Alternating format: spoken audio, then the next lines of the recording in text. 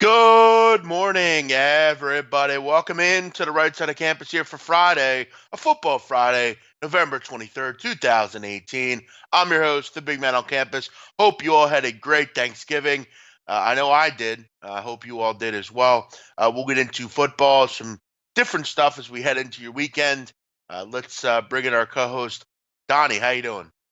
Doing good, man. Black Friday. Got some football on today, Jeff. You're recovering from the damage of the calories that you put through your body yesterday on Thanksgiving, which is great. It's what you're supposed to do on Thanksgiving. You're supposed to pack on the weight in the winter, Jeff, and maybe trim down getting ready for the summer. A lot to go over, a lot to talk about, a lot of fun today. See if we can pick out some winners and review what happened yesterday on Thanksgiving. Make sure you hit the like button. Say hello on the chat box. If you're new around here, make sure you subscribe to the channel. There's plenty of great stuff and great content to take a look at here at SBR. Also, today you're going to be betting football. Make sure if you have a variety of books, you're checking out the different action where you can get the best line. SBRodds.com. We can do that. 40 different books that you can choose from. You can track your bets. You can do all sorts of stuff there. Make sure you're checking out SBR odds. So Donnie, how was your Thanksgiving? It was good. A lot of food, a lot of family, a lot of football. Same way it is every single year. Never disappoints. Thanksgiving never disappoints. Yeah, always a very good holiday filled with a lot of good stuff. So we hope you all had a great Thanksgiving yourself. Let's jump into some headlines here this morning. First things first, Bears and Cowboys get the job done. They're in first place. Bears with a comeback win. Chase Daniel played very well, actually. Defense was good. Typical Bears win. Lions played their hearts out, but it wasn't enough. As far as the Cowboys, they pretty much led the entire game. Redskins didn't cover either. Cowboy backers at 7, or Redskin backers at 7, definitely missed out after, I believe, a missed extra point. Two first-place teams, Donnie.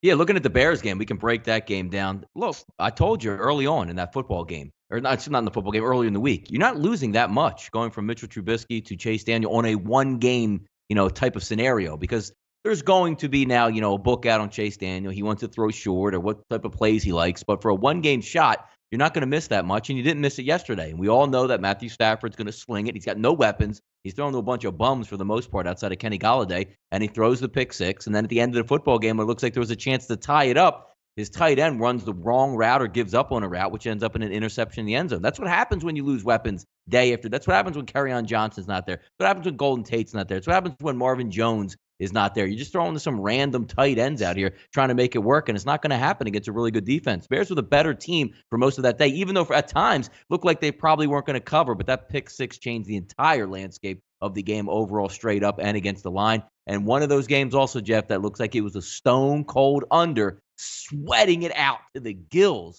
at the end of that football game to try to keep it under. You need that miracle interception, and it happened.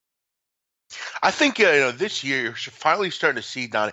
You've always known this, but the NFL, man, the players are really good. They're truly the best of the best. And you look at some of these players that are contributing to teams, just completely out of nowhere, Donnie. But it just shows you how good you have to be to get to the NFL, and how once you get to the NFL, you're really, on another level, which we all knew. But look at all the players yesterday look at the Lions team yesterday. There was literally these random people you never heard of, and they were making plays. And in the Saints game, what's Drew Brees do to 4 different people? What a talented league, Don. It seems like anyone could come in and just play a position in the NFL anymore. I mean, you got to be good, though. I mean, there's some teams that just plug and play That's guys. what I'm saying. There's a lot of some really good organizations. Good players, man. Yeah. No, there is. And getting back to that Dallas football game yesterday, Colt McCoy gave it his best out there. Threw one really bad pass that got intercepted late in the ball game. Got a couple tip balls. But again, he gave you just as much on a one-game start that Alex Smith would ever give you in that game. It's a nice cover for the Cowboys. They're a pretty good football team. I mean, they're going to do the things that are going to win football games. Keep it on the ground, try not to turn the football over, play good defense. That's what they did yesterday, and they should have done yesterday against an undermanned Washington Redskins team. I actually thought that game might stay under the total, got a little bit more scoring than I had anticipated in that one. But, an interesting game, good for them, and tightens up that race. Now you have two teams tied in first place. If the Eagles can beat the Giants, then you're looking at an interesting, down the stretch here they come in the NFC East. But pretty good win by the Cowboys. Amari Cooper made some great plays out there, and that's what you need. Playmakers need to make plays in order for your organization to win football games. Falcons have issues. They lose last night and get beat up by the New Orleans Saints.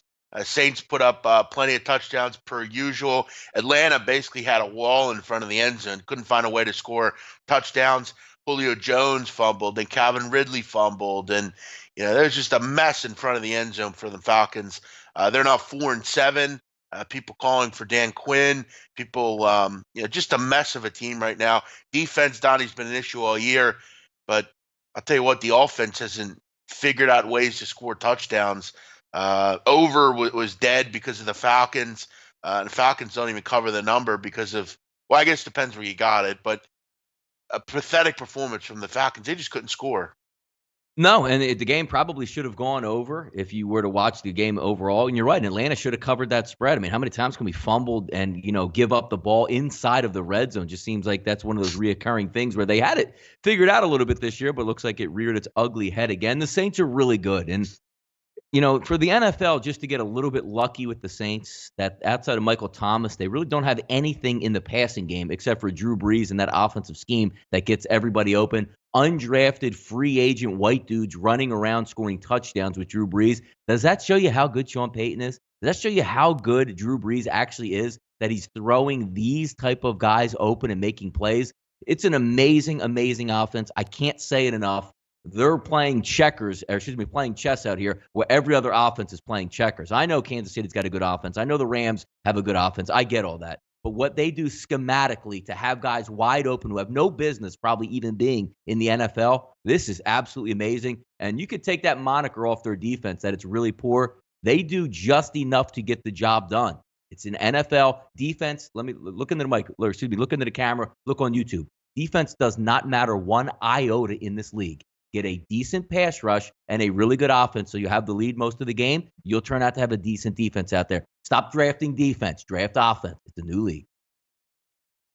I was also kind of surprised at how – now I'll be honest with you, Donnie. I was watching The Godfather last night. I didn't watch this game a lot, but for whatever reason, they put The Godfather on AMC, and I got to watch these fucking commercials.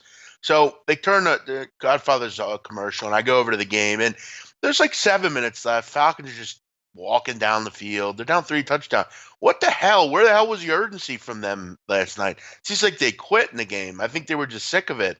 Pathetic by them, I thought. I was just one of the things I saw from them that was irritating. But, yeah, Matt Ryan, Donnie, the Falcons, just an irritating football team, honestly. But, yeah, exactly. The Godfather's long enough. You got commercials in there as well. Donnie, it went from 9:30 to 2. That's what the movie was on. 9:30 to 2. Yeah, you get to relax. Yeah, we had it on for a little bit. Whenever the Godfather's on, you always got to turn it on. It's great. Godfather's a great holiday movie, man. You can go for Thanksgiving, Christmas, whatever you need it. Very versatile movie, Jeff. Now, let me ask you, Donnie, do you, obviously in both 1 and 2, do you have a favorite scene? It's got to be when Michael kills the police chief and Salazar, right? Come on. It is pretty good. Or how about when like Sonny, when Sonny loses his temper and beats up Carlo. What's her name?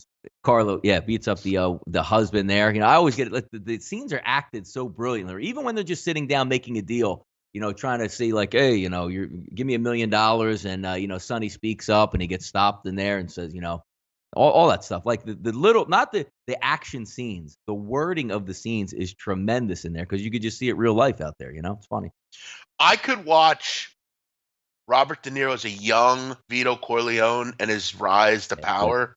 I could watch that for like hours. Like from him being a kid coming over to like growing up. Like I could have stealing carpets out of people's houses. Yeah, bro, Clemenza, a young Clemenza is the best character in the movie. Like he was terrific. That character, Minchia. He was Minchia, Vito, Veneca. Yeah, such a great movie, man. As I get older, I see the brilliance in the movie because I think when you're young, it might be like too long for you, or maybe you think it's boring at times. Like my younger brother thinks it's a boring movie, and I'm like, no well, way, it's not. Young. But He's a young, boring. Yeah. as I get older, I kind of see how terrific the movie is. But When the you're new younger, movie you like Mule, When you're yeah, younger, you like Scarface, but then you yeah, appreciate how good the Godfather is. Yeah. Mhm. yes, sure, 100%. The new movie Mule looks really good. I agree. Clint Eastwood, a great actor, Donnie. Big Clint Yeah. Eastwood guy. Yes. I I agree. don't know. That's one story I don't know about. I usually am pretty up on those drug stuff things, but yeah, I don't know about that story. I'll have to definitely watch that for sure. Let's keep it moving here. Egg Bowl. There was a little brawl. That was about the most interesting thing about this game, Donnie. The Egg Bowl was pretty. It was like a bad egg, Donnie. He'd throw it out. No, A I think brawl we knew what erupted. we were going to get. Yeah, I think we knew we were going to get on one. By the way, Jeff, in the Atlanta game, you know what's actually interesting about that Atlanta Falcons game versus the Saints is I actually appreciated the way, even though Atlanta got beat, they didn't cover the spread. They didn't go over the total, whatever it would be, and they lost the football game. Their season's done. But I can find and appreciate by a head football coach, Jeff. They're getting to the 50-yard lines at 4th and 6s, down 7, 10, whatever it would be against the Saints.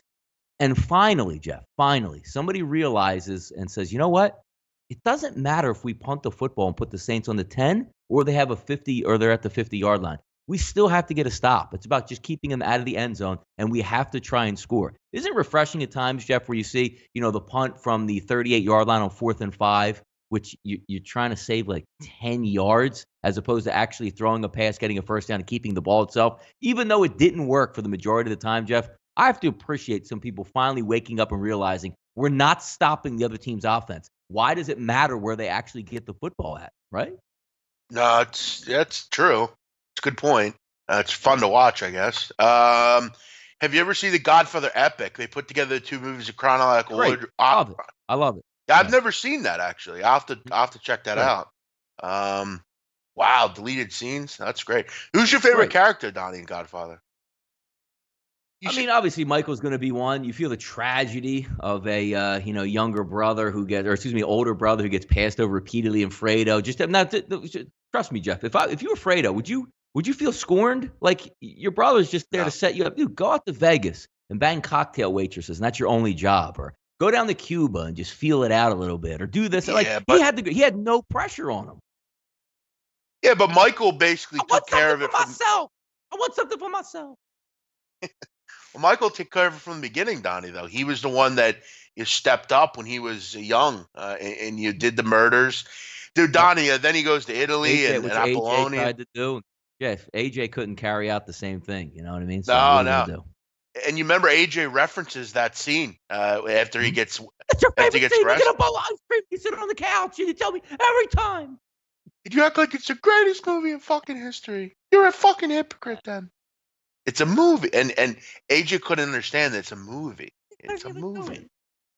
Yeah, no, it's what a great movie. Also, Donnie, how about Carlo, that Carlo character? They're walking up to they're walking up to the room and Sonny goes, Carlo, go down with the women. Imagine being that guy. Go down with the women. That's what you're gonna do at the show. We're having a big dinner here. You go down with the women. Imagine being that guy. Ugh. Carlo, he was the worst character. Him and that stupid senator guy, they were the worst. Those two. Oh yeah, that's right. You couldn't even pronounce names right. Yeah, exactly. Pat Cleary or whatever. You have to love the fact that he's all you need is a license, $25,000, and you just say, you know what? I'm not even going to pay it. You're going to pay it, and you're going to like to pay it. Oh, it's just fantasticness, man. The whole movie is fantastic, man. Yeah, amen. Most people out there like Jeff. Did you like Johnny Fontaine the best? Was he your favorite character? Fuck no. I hated Hyman Roth. I hated Johnny. Did you like when he got smacked though? That's a great scene where he goes in there, he's crying, and Godfather smacks him around a little bit. Be a man. All right. Yeah. So the Egg Bowl. Yeah, that was a brawl. We didn't get to that. Yeah, that's the only good thing about it. Yep, that's it. Was that the only good thing about the Egg Bowl? We came into the football game, and I told you yesterday. I'm looking at these scores and going, I know Mississippi likes to be a little willy-nilly on offense, and they can score, and they're really aggressive. But looking at the overall games that Mississippi has played, it seems like I should have been smarter about this and just realized it right away. Like Mississippi is going to check out in this ball game, and they did. No, they definitely did. So yeah, that was a brawl. It was crazy. Go watch it. Finally, the Amari Cooper, Markelle Fultz tragedy. So Amari Cooper at a touchdown celebration basically acted out Markelle Fultz's poor free throw attempt where he like bobbles the ball and then shoots it. So we all saw that, and then Markelle Fultz tweets out a video that he's watching it and laughing about it, Donnie. What a crumb he is. I can't stand him. He's the goddamn worst, dude. Yeah, I mean, when you saw like over the summer, you know how a lot of these guys in the NBA, like they're young on teams, like they're boys. Like you can take it back to like we had like the Darius Miles, Quentin Richardson teams. Like they all stuck together. Those young kids, Kenyon or Dooling was it, and they're all boys and they stick up for each other. And you see it all the time where like Joel was hyping up, Dario and Ben Simmons, and they're having fun, they're doing this and that. But you never got that edge where like Fultz was included or they even cared about him, because when you have a guy that's struggling, most of your teammates would be like, dude, he's balling. Kid is straight balling. Wait till you see him. You never heard that come out. So it seems to me he's more of like a loner with a lot more issues than you would ever think. And imagine that, Jeff. You're at home, Thanksgiving dinner. You're sitting with your boys, your family, whoever it is with Markelle, and you watch that and it's like, there's like 50 million people watching this game, and he just clowned me, and everybody got a laugh out of it. Wouldn't you just like put down your turkey and just go to your bedroom? Yeah, it would definitely bother me. You're watching football, Jeff. You're watching football and you just got clowned on a celebration. That's got to be a first. Yeah, no, that and he's then makes a video laughing about it. Yeah, it's that's, I don't know. He needs to go. He needs to get away. He needs to go away. I'm just sick of him at this point. Yeah. I bet if Big Man was given the chance to be a made man in the Gambino family back in the Carla Gambino days, Big Man would definitely join. I mean, look, the Mafia was way different back then. I mean, what was the biggest problem back in the day when the Mafia went to the mattresses? What happened though? Why do you not want to go to the mattresses? Well, because that means you're going to war. Nobody's earning. Nobody's out there earning, Jeff. You can't. Yeah. You're gonna lose. We're losing money here. Yep. No, listen. I was saying yesterday, Donnie, when I'm watching like when Clemenza and Vito were younger, and they go to like that they get the rug and stuff. You imagine living in that time, like where the cops don't bother you with you, like you basically police your own neighborhood. Yeah, like that's like how it goes. Like that Don Fazzini, that guy. What a creep he was. That Don Fazzini character. Or no, Don Ciccio. No, the guy that the black hand guy that like Vito has his job at that deli. Budzini? And like it wasn't Budzini, was it? Yeah, who was that Fazzini, guy? We had a couple daughters. Yeah, he would wanted to take the dresses and he wanted to settle up. Yeah. Come on, man. He was like the guy that ran the neighborhood, and Vito kills him eventually. Yep. That guy was at the was that at the San Gennaro festival he killed him? Yeah, it was in the stairwell. Sure. He has like the gun taped up with the little towel, and he goes, "What is that?" Now, Jeff, how come when you watch sometimes on AMC they cut out the part where he sticks the gun in his mouth to finish it off? How come they cut that scene out now? Because that's PC, bro. We can't see that on TV.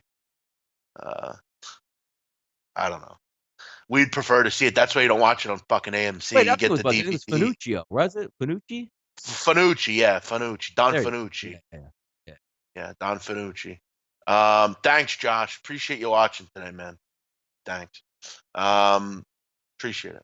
Let's move on to some football today. College football. Yeah. We'll start out with Virginia and Virginia Tech. Virginia 4.5.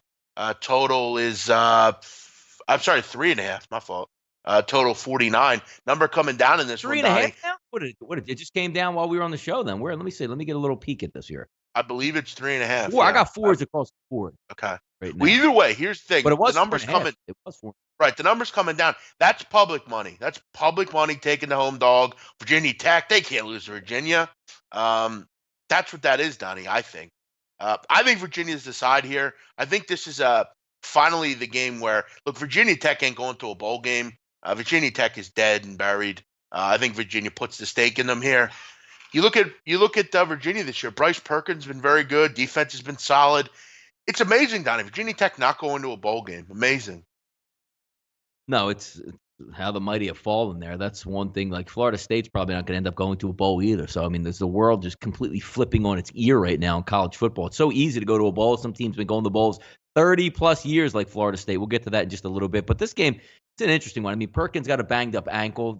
Virginia one's one of the worst offenses I've ever seen in my life. And I call it the Madden offense where, when you're a young kid, you don't really know schemes, but you just take a fast quarterback. You snap the football, you wait 3 seconds, then you just have your quarterback run, and maybe somebody gets open, you can flip them the football. It's hard to trust, but then again, what are you trusting with Virginia Tech on defense? Because I know Perkins is coming in with a little bit of a banged-up ankle, so his, escapability might be slowed, but you give up 49 to Georgia Tech, 31 to Boston College, 52 to Pittsburgh, and Miami of all teams that can't get out of its own way houses you 38 to 14. And you know what the worst part about this is, Jeff, which I can't understand why the line is actually coming down. Like, your football coach is so down on your football team, Jeff, that you have a game scheduled with Marshall the following week at home that you could play, maybe get better, use it as a springboard. Hell yeah, we knocked off Virginia. You saw that. We own the state. And then we finished off with Marshall. We're ready to turn this thing around next year. Come be with us. And you said, you know what? I probably don't think we're going to beat this Virginia team. And it would be really embarrassing if we go out and take a loss to Marshall, too. That might hurt us. Can you imagine the confidence in the locker room, Jeff, where you're telling your kids, instead of playing it, because I'm pretty sure if you vote for the seniors, they're not going to the bowl game. Coach, give me one last run, man. I would love to play that. Now, you know what? We're going to pay $1.5 million so we don't get embarrassed out there. How about that for an angle, Jeff? Yeah, no, that's an interesting one.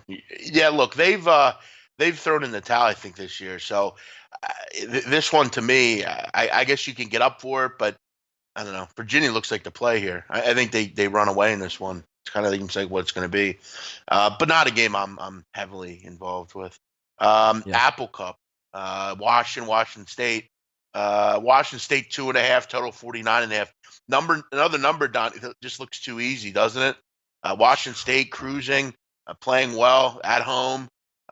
Washington's kind of just fallen by the wayside. They're 2-9 this year against the spread. But here's one thing about Washington we don't want to forget. It's a very good defense. Is this one of those games, Donnie, where it's tied throughout? You're wondering how the hell it's tied. It's a low-scoring game in the rain, right? Yeah, and Washington figures out a way to get the job done here. This number, Washington's been in this position, too. I mean, Washington has owned it, which I don't like to take a look at the picks. I don't really care what happened 6 years ago when, some different guys were playing quarterback and different coaches or whatever, but they do own them. But go ahead. What are you talking about? Yeah, this one just looks too easy. But you know what? Like you said, I mean, Washington State's been in this position. They've had games recently where it looks like they're going to get beat. The line just doesn't make sense, i.e. the Stanford game. I remember everyone telling me how Stanford, they couldn't get the job done there. Maybe the Colorado game or any of these games where it just kind of looks like, oh, there's a chance for them to get beat. But here, there's no secret, Donnie, that they've struggled against Washington. Washington's beaten them up the last couple of years in this game. But I think the torch is passed. I think this is a different football team. I get the line, and I get why you'd be worried about laying 2.5, but Washington State's taking care of everything in front of them at this point, basically, other than the one loss. I got to continue to agree here, but it's not a game I'm going to get involved with because it just looks too easy. Yeah, I mean, what was a lot to like about Washington now? Finally, getting some guys back from injury on defense, which already had a good defense, but now being full tilt, you throw in a cold, rainy night out there on the Palouse, and we've seen it before because the old MO of Washington State, Jeff, is usually their defense is okay to average, but they are the air raid attack. So now you go up against a defense that can stop them and has stopped them repeatedly under Peterson. Now you're going to come into this football game, throw a little bit of rain, as I said, and cold in there, and it does look too easy because everything you see out of Washington State is roses, right? Outside of, losing that game in a shootout to USC early in the season, they've handled their business at home, and Washington is the team that, look, they still have a good record. They're a really good team, but not overly impressive, and now you're just throwing that number up there that says, Washington has to win this football game probably to get the cover. It's amazing that it's this low. Like, I would have pegged this game, Jeff, almost similar to like the Ohio State game, where you said, Michigan looks like the better football team. Maybe a 4.5, something in that range would have suited me a little bit better. 2.5 is alarm bells in my head right now. Yeah, you look at the weather in this game, going to get worse as the game goes on. Rain and snow, 38 degrees, 16-mile-an-hour winds. at 10 o'clock Eastern. So right in the middle of this game, they're going to get, as the game goes on, it's going to get worse. So, yeah, I mean, this could be a low-scoring, knockdown, drag-out type of game. It's not going to suit Washington State for sure. But it seems like whatever conditions are proposed to Washington State, they find ways to score. Let's keep it moving here. Oklahoma, West Virginia. Yeah, look, I mean, Donnie, the total's up to 85 at this point. I mean, it just went up all week. It opened 80. It's up to 85. And I think the only concern you have with this game is the cold weather going to bother these two teams? I don't think it will. You're not going to find me betting an under here in this game. I think if you look at both these teams from pace to efficiency to the way they move offensively to the way they don't move defensively, there's going to be a lot of points in this game. I'm expecting him to get to the 90s, but will the cold weather bother these two? That's the question. To me, I kind of like Oklahoma as well. I think they get the job done here against West Virginia. I just think they have a little bit more at stake here. If you're Oklahoma, you win this game, and let's say someone loses, you could very well be in the playoff. I like Kyler Murray a lot. I don't love Will Grier, but Donnie, the thoughts of Will Grier against Oklahoma's defense just really, if I'm thinking about an under here, make me sick. Oklahoma's been destroyed by far less quarterbacks. Will Grier might be the best pure passer in the country. Listen, I think the game gets into the 90s. I know you're going to hit me with the weather angle, but again, it's still going to be clear, I believe. Yeah, I gotta look. it is going to be clear. No, it is. There's not heavy wind, but it is going to be cold, and there's a lot on the line. So I always like to say people tense up with a lot on the line. This game would be fantastic. Played October the 1st Donnie, in West Virginia. Yeah. Have you? And I get that point, but have you seen any game this year that was, let's say, important in the Big 12 where it wasn't just back and forth? I mean, do these teams know how to slow it down? Do they know how to? But I mean, yeah, but if you take a look, let me just bring up the numbers here. Yeah, let me just bring up the numbers here for West Virginia, because I know there's been a couple games, especially at home. I mean, look, TCU 10 points they gave up, Baylor 14 points they gave up, Iowa State game, which was on the road, 30-14. So there are some memos. They played Kansas State at home, 35-6. Now I know it's not the offense that they're going to be checking in or getting into, but they have played in those type of situations. Now the only thing that hurts. Look, Sportsbook.ag is hanging an 86 up here. Let's take a look at the second quarter. It's going real well. And strip sack fumble, which knocks out one of the quarterbacks in the game. It's a wrap. You lost. You need, and again, I'm not saying it can't happen. You need every single thing to go right. One red zone turnover, you lost. One missed field goal, you lost. An extra point or two here, they decide to go for two and don't get it, you lost. An injury to any impactful player on offense, you lost. So, I mean, I'm not the type of guy that's going to go out there and tell you not to bet it because it's just way too many points and you should just take the under. But you have to realize in games like this, you need every single thing, like 15 to 20 things in a row, not happen to get this over and hit it into the 90s. Wow. I mean, Donnie, I could, drive to the gym later and get hit by a car. I mean, but if it's 60, you can survive. When it's 65, I know. When it's 65, you can survive a fumble in the red zone, a go for it on fourth down, you didn't get it. But with 86 points, one time, 1 4th down and 1 on the 10-yard line going in, you don't get it, you lost your total. Here's what I would do if I were people out there. If you're having a good week and you're winning, and you like this game, take a shot with it. Go, it's not going to – I don't think it's a bad bet, Donnie. It's not. I mean, these two teams are terrific. The only thing you're looking at is the weather angle, and the one little thing going wrong. But I've seen too many times in these games like this with this conference and these type of teams that how many times, Donnie, do you not bet this over and they do a little cut in and it's 28-21 with 12 minutes left in the second quarter. It's like. Yeah. Fuck, man. But yeah, I mean, add on to the weather and the eggshell stuff. I don't necessarily have that same feel. I think this is a duel back and forth. But be that as it may, you're right. I mean, it is an eggshell game. It is 86 points. But both these teams. I mean, would anyone be surprised if this game's in the hundreds? Not at all. Not even close.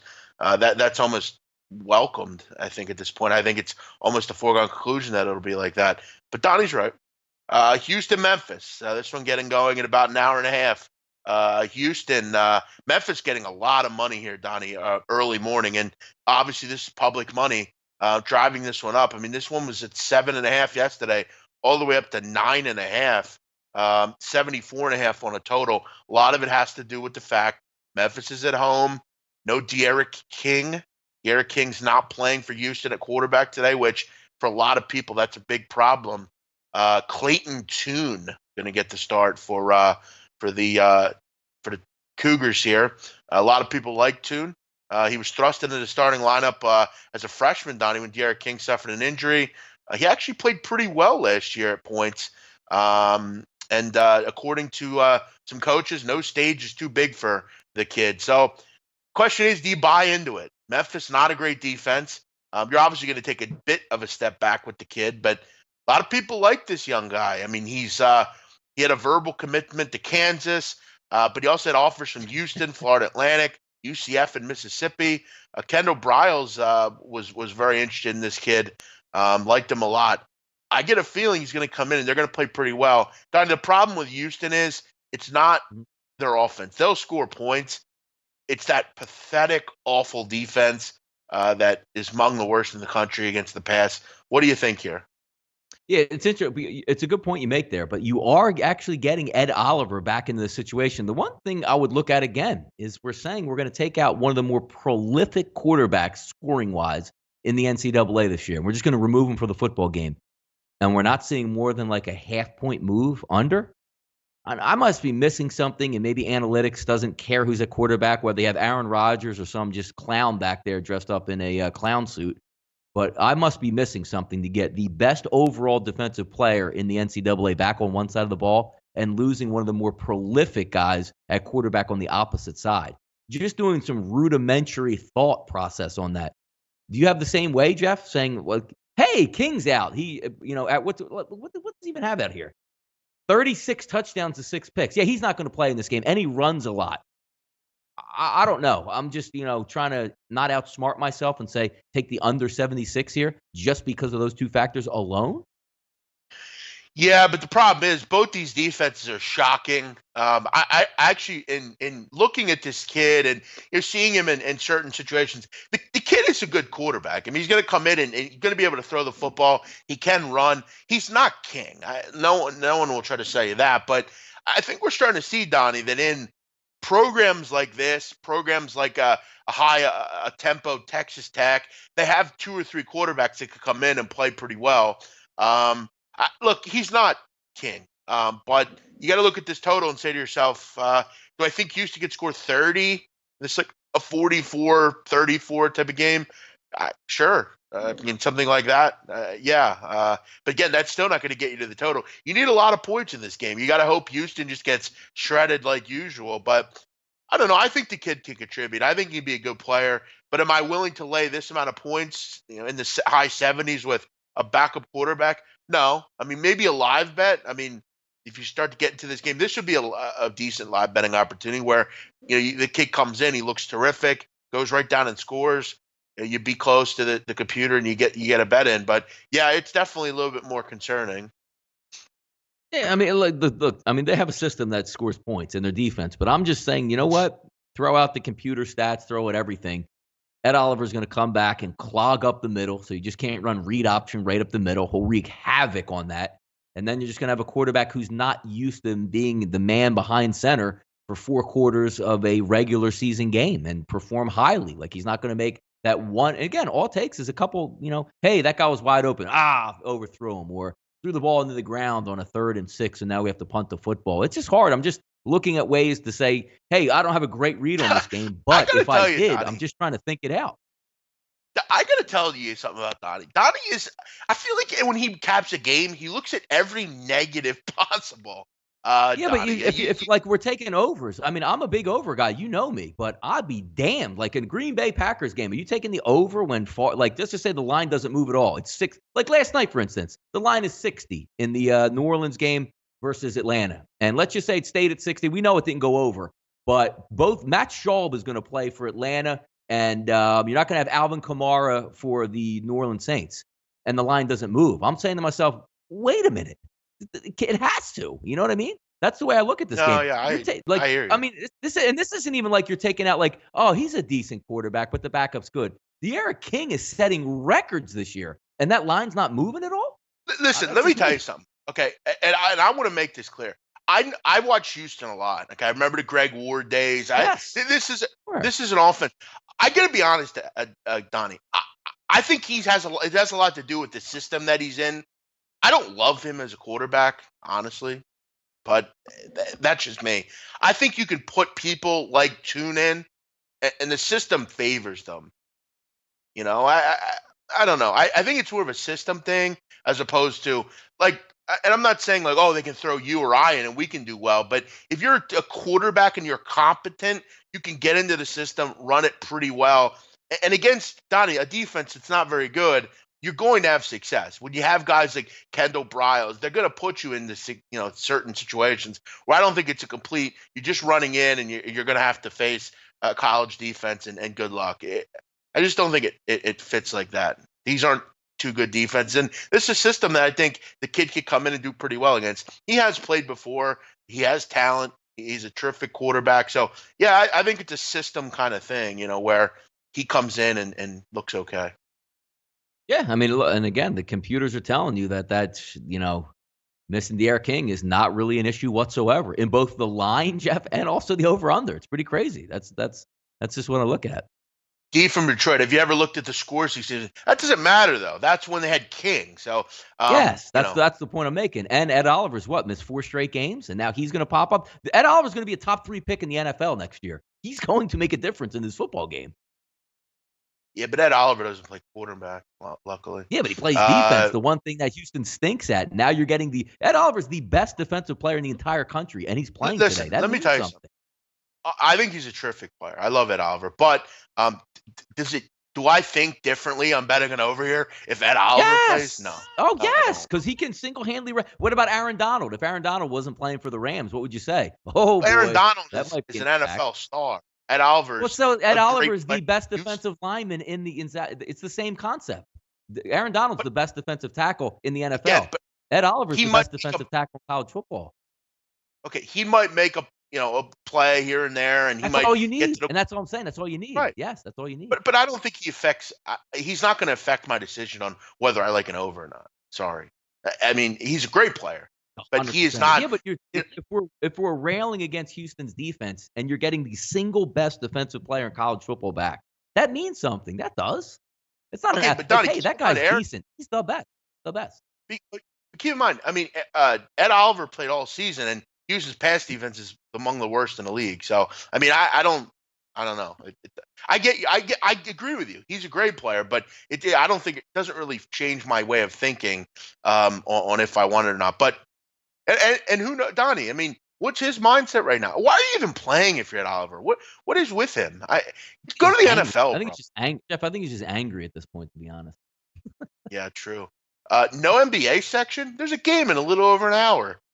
Yeah, we don't really talk NBA much on this show, brother. NBA starts what's NBA start? Like usually around Christmas? Have they started yet? Yeah. Oh yeah. No. I wouldn't say that. I like the NBA, but we just there's other shows that go over the NBA a little bit more detailed than we do. We don't really cap the games like that, so we just really look at the number. But let's move on. Exactly, Kevin. Exactly. Final game here. Not really sure why this is on here, Donnie. Why'd you choose Buffalo Bowling Green? What do you think about this one? The Buffalo wins are in, right? And you're trying to take a look at a football game that seems a little bit too easy, right? So when you take a look at this game and you say Buffalo going on the road, Bowling Green can't stop anybody. They should be a walk in the park. Line goes from 13 but Bowling Green. Yeah, there you go. See, yes, there you go. Yeah, give me the butt. Go ahead. Now go ahead. Little Carl Pelini turning the team around a little bit. Little playing hard action. Here's the thing, though, Donnie. I don't know that I've seen this over the last 14 games or 16 games. Bowling Green 2-14 against the spread at home. Fuck Christ, man. But Donnie, you look at this. They've covered 2 in a row. They're hanging. They're hanging in games. This defense has fixed itself. Here's the problem, though. It's against Central Michigan and Akron. two really bad football teams. Now you're getting a good team in Buffalo in here. I got a feeling, Donnie, Bowling Green goes back to normal today. I think Buffalo shreds them on the ground like they normally do. You get a real offense in here with something to play for. We got to go out and win. And Donnie, when you're a team like Buffalo, you just have to win. Generally, your goal is let's beat this fucking team into oblivion. Buffalo, I'm not crazy about the number on the road, but this just has 42-14 written all over it to me. And it should. It really should, because one team, I mean, look, it's you play bottom feeders, Central Michigan and Akron. You played them both on the road. And if you switched up these defenses, you might think you would be looking at Alabama-type stats, Jeff. 72 yards on the ground, 94 in the air, 79 on the ground, 148 in the air. Comfortable wins by double digits in both of those games. You have to scratch your head and be like, is this Bowling Green? Like, Bowling Green is supposed to lose games like 56-48. Like, that's how they usually like to play. You fire the offensive guy, you bring the defensive guy in, and your defense starts to hold up a little bit. But you are, yes, Jeff, you're right. You're getting the triple threat, so to speak. You're getting the quarterback that can throw to NFL caliber wide receivers. You have a three-headed monster in the backfield. Oh, yeah, the quarterback's mini Cam Newton. He can run it himself. And you have some playmakers on defense. That shouldn't stand up, especially this isn't one of those games, Jeff, where it's like, hey, look, Bowling Green's at home, senior day, we get all that. Where Buffalo's already has everything wrapped up and is ready to relax. Buffalo has to win this football game, go out there to get to the MAC title game. They're going to be motivated to play. And I'll be damned. Is Pelini going to get the job? If they slow down Buffalo today and lose, 28-21, is Pelini going to get this job full time? Because that's what it looks like. But, boy, this resurgence of their defense is astounding to me with Bowling Green. D from Detroit saying he's got to wonder about your logic. Well, D, from your comment about Bowling Green just now, I got to wonder about yours as well. I mean, your logic over the last few months He'll be at the game in Detroit. Yeah. Yeah, well, his logic's been odd for a few months now. What are you talking about? You can't give Bowling Green 14 points in a game they can win. You think Bowling Green can beat Buffalo? Let's be honest here. I mean, I think some of you people are grasping for straws here. I'm not saying you're wrong. I won't try to knock your decision, but let's look at Bowling Green. They beat Central Michigan, who's 2-10, and Akron. They shut them down. Big deal. Look at every good offense they faced. They've gotten absolutely fucking shredded. Look, if you think they can win, then salute, go bet it. I'm not going to tell you to, though. Claire on the ground. What is Claire going to go wild on the ground, Jeff? 28 carries, 192 yards, 3 scores, keep them in the football game. Maybe. Yeah. Maybe. Maybe I can get skinny someday. Maybe, you can, make millions of dollars. I don't know. I mean, maybe so. I don't think Buffalo, though. I think the last game people look at, well, they get killed by Ohio. They turned the ball over 5 times, got, eaten up on the ground. They need to find a way to refocus, recalibrate. They haven't played 9 days. Now let's go out. Let's go to the MAC championship, baby. And let's do it big time. Buffalo right Mine's now. Mine's at 15, Jeff, in this game. Yep, 15, 61, 61 and a half, depending where you shop. I got a couple MAC games early, Jeff. The Eastern Michigan Kents of the world. Why you would care about that game, I don't know. Akron, Ohio, maybe even a worse game to care about. So maybe this is the best because at least it has a little bit of, hey, let's win and get in here, Exactly. What else do we have here? Let's move on. Donnie got some college hoops. These tournaments wrapping up. Thank God. What do we have today? Yeah, it looks like I'm trying to read the tiny print through here. What do we have? Wisconsin versus? I can't quite pick out the actual Wisconsin game plays Virginia, Donnie. Virginia. There you go. Wisconsin and Virginia. I mean, look, I have no idea. I couldn't name one person on either one of these teams, big man. So what can you give the people in this game? Yeah, this is a game where I think I think the line's a bit short on Virginia. I think Wisconsin's a good team. I think they're getting there. Are they a great team? Are they only a few point underdog right now to Virginia? I don't think. I think, for me, the goal for Virginia's defense is to, really limit anything inside the paint. You play the wall-to-wall pack line defense. I think Bennett's smart enough to figure out something against Ethan Happ. You're not going to totally shut down Ethan Happ, but whatever you can do to kind of just make sure everyone else doesn't beat you. They have some good players in this team, though. I mean, Demetric Trice, Nathan Ralvers, Brad Davidson, Kobe King. They're a good starting five. This is a team that I think in the Big Ten look out for. They're really playing good basketball. But I think Virginia is just on kind of another level. Virginia, to me, is the best defense in the country. I think they're a team that will get to the Final Four. I think last year was just kind of a bump in the road for this program. I think they have a little bit of a chip on their shoulder at this point. Virginia really does everything well. They defend well. They shoot threes well. They make foul shots. They don't foul a lot. They don't turn the ball over. They're really kind of, both these teams. This would be a fun game to watch because both these teams very good. I mean, you look at under Bo Ryan when he was there, even under Greg Gard. The goal at Wisconsin is play high basketball IQ basketball. Don't turn the ball over. Don't foul. This should be a really efficient basketball game to watch. Both these teams really do everything at a high level. To me, the difference, Virginia, just a stifling defense. I'd probably lean Virginia here. I think the number's a little low. You lean more with defense, Jeff, because I know some of these games are like back-to-backs right now, aren't they? Because I know Dayton played yesterday.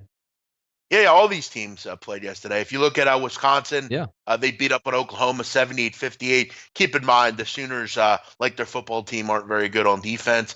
Virginia beat up Dayton. They didn't beat them up, but they beat Dayton 66-59. Yeah, this is obviously your typical tournament back-to-backs. I don't put a lot of stock into the back-to-back thing. These are young kids. They'll be fine. They come out and they'll give it 110%. I don't think that's going to matter. But yeah, defense is obviously the one thing where if you're tired, that's where you'll see your legs go out and stuff. But I'm not someone that will bet against Virginia. Put it that way. Oklahoma Dayton, Jeff. Dayton pulls close to UVA yesterday. Now it's to suit up against the Big 12. What are we looking at today with Oklahoma and Dayton? Yeah, I mean, two teams that are kind of similar. I think Oklahoma are a better overall team, though. Dayton's lost a lot of talent over the years. They've lost their coach, obviously. It's kind of a new program there. It's a new day with the Flyers. I don't have much in this game. I'm not a big fan of Oklahoma. I wonder, do they still teach defense there? Is that something Kruger still does? It doesn't seem like year to year they ever defend well, but this is a game I don't have much on. This is the same tournament as the one we just talked about. I believe it's in Atlantis, I want to say. But Oklahoma, I mean, I was quite impressed with their win over Florida the other day. That was quite impressive, knocking out the Gators quite quickly. It's an early game, 11:30 in the morning, coming up in about a half hour. I'll tell you right now, I don't bet a lot of 11:30 and 12 o'clock games in either sport. Just not something I do. And this is a loser bracket game. This is a game where both teams can't win anything. You're just really kind of, you kind of just want to get home at this point, and who knows who will bring the right mind set in this game. All right, UNC, UCLA, and Texas, Michigan State. Jeff, what's the better matchup that we should be concerned with here? Maybe just want to watch on TV if you're not watching anything on Black Friday. Well, the Texas Michigan State will be a big win for the Longhorns yesterday, beating UNC. That's a nice win for Shaka Smart. He needed a win like that, and he got one. That's an impressive win. UNC UCLA should be a lot of points in that game. Both those teams like to get up and down, and that's another third place game. I'm not ever a big fan of third place games just because of who has the right mindset in these games, which is I just kind of said in the previous one. The Texas Michigan State game will be a good one just because it's a championship game. Michigan State destroyed UCLA last night. Two programs that maybe you're a bit surprised that they're here. Maybe not Michigan State, but definitely Texas. It's kind of for Texas. Can they continue to get offensive production? Because that's always the question with them. They're always very good on defense. They play that havoc style. But can they get consistent scoring from a night-to-night basis? They've been able to do it so far this year. They're still only shooting 42.5%, something they have to fix. They played a lot of patsies and that kind of thing. You look at really up until this tournament, they weren't blowing teams out. They were hanging in games with like Eastern Illinois and teams like that. They have to find a way to get consistent offense, Texas. They're not a great foul shooting team. They don't shoot the three ball very well. From game to game, I just don't think that holds up. Michigan State, or nothing for me here. I think they win this title. I don't trust Texas game to game. I've seen they don't have a go-to score. I don't like that from game to game. You guys got a decent card here for a Friday. Nice little Black Friday. Same thing with college football. I like this fact. They stack it up on Friday and give you a little bit more on Saturday to get after, and then you have the NFL Sunday. It's a nice week, Jeff. Feast week here, putting some decent matchups out there and seeing what we can do. But it is kind of hard betting some of these games, Jeff, when they're played in wedding banquet facilities. So leaves something a little bit. Yeah, and that's the thing. I mean, these tournament games suck. I mean, the games are good, but the betting opportunities aren't there. There's a lot of Donnie. I'm going down Twitter. There's a lot of cappers struggling in some of these. Here's where I would go, Donnie. If I'm looking at this card today, right, and I'm saying to myself, where can I look? And look, do what you want with this opinion, because my opinion in these tournaments has not been good. I'm really kind of waiting to get back into it next week. But Donnie, if I'm looking at this, you know where I'm going? I'm going 561, 562. Southern University, they're playing Western Michigan. Southern University's out of the SWAC. I have a system that will continue start to be in place next week, where you look right here, Donnie. See this thing right here? This is all work I did the other day, making lists of every SWAC and MEAC team and when they play a quality opponent. The level of basketball that these teams play is not as up to the level of basketball that most teams play. The SWAC is a bad conference. Western Michigan's laying 9.5 points in this game. I don't think that's a terrible bet. I think what Western Michigan is way better than Southern. Southern is having major issues. They faced a lot of real good teams. They're just a bad offensive team. They can't score. They're from the SWAC. Betting against the SWAC on a regular basis with, competent D1 teams, it's not ever a bad idea. Donnie, look at the Southern Jaguars in their first 4 games. They're averaging 58.5 points a game, giving up 84. They're fouling 28 times a game. 28. The worst of the worst only foul like 21. This team is shocking, man. Now you got to go on the road the day after Thanksgiving, play Western Michigan, who has had kind of a tough start to the season. But one thing about Steve Hawkins' team is they can score. They're just a better overall team. You're getting this number under double digits. I don't think it's ever a bad idea fading the SWAC. And that might be a spot for you today in college hoops. But, Donnie, we must move on. We got some NFL to look ahead to and wrapping the show up here. I know you're excited. Should be a fun card this weekend, which I know we'll get into on Sunday, you and I, on the closing line. We got some great games. You got your Jags Bills, kind of a game of who's going to come up from the toilet. Giants Eagles obviously with you and me and 2 others playing in their secondary this week. Seahawks Panthers, that's an interesting one. Who's going to play quarterback for the Jets? I guess it's going to be who's their quarterback? McNown. Darnold's been sitting. Yeah, Darnold's been sitting out this week. Maybe McCown gets another run. We'll see if how engaged New England Patriots will be in this football game, because they got to cover and win double digits. By the way, like some little movement here, Jeff. Finally, somebody agrees that Houston without their quarterback might be a little bit of a detriment. As now we see -9.5, -115 in the favor of Memphis. So maybe somebody thinks one of the best quarterbacks in the country scoring wise being out might be a factor.